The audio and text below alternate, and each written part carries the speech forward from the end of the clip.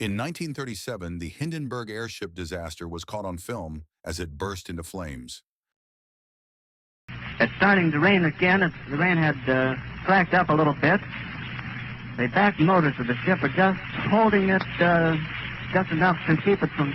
It bursts into flames. Get it started. It's crashing. It's crashing terrible.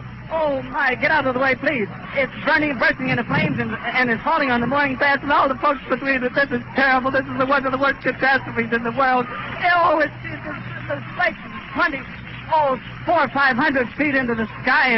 It's a terrific crash, ladies and gentlemen. The smoke and the flames now, and the flame is crashing to the ground, not quite to the mooring mast. All the humanity and all the passengers screaming around it.